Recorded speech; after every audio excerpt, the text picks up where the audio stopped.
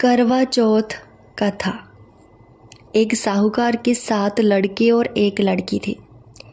सेठानी सहित उसकी बहुओं और बेटी ने करवा चौथ का व्रत रखा था। रात्रि को साहूकार के लड़के भोजन करने लगे तो उन्होंने अपनी बहन से भोजन के लिए कहा। इस पर बहन ने कहा, भाई अभी चांद नहीं निकला है, उसके निकलने पर अर्घ देकर भोजन करूंगी।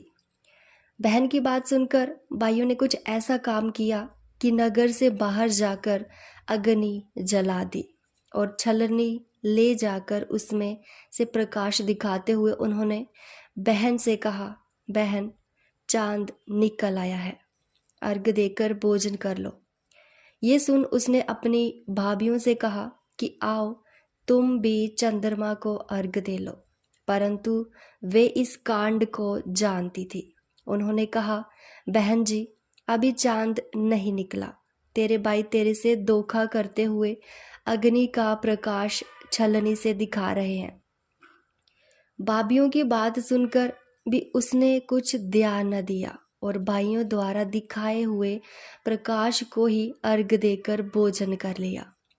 इस प्रकार व्रत भंग करने से गणेश जी उस पर अप्रसन्न हो गए। इसके बाद उसका पति सख्त बीमार हो गया और जो कुछ घर में था उसकी बीमारी में लग गया। जब उसे अपने किए हुए दोषों का पता लगा तो उसने पश्चाताप किया।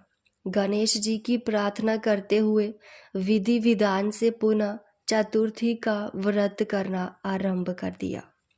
श्रद्धा अनुसार सबका आदर करते हुए सबसे आशीर्वाद ग्रहण करने में ही मन को लगा दिया।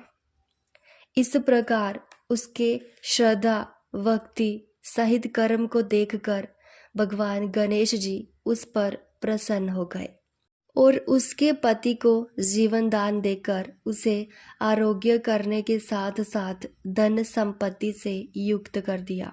इस प्रकार जो कोई छल कपट को त्याग कर श्रद्धा भक्ति से चतुर्थी का व्रत करेंगे वो सब प्रकार से सुखी होते हुए कलेशों से मुक्त हो जाएंगे। धन्यवाद।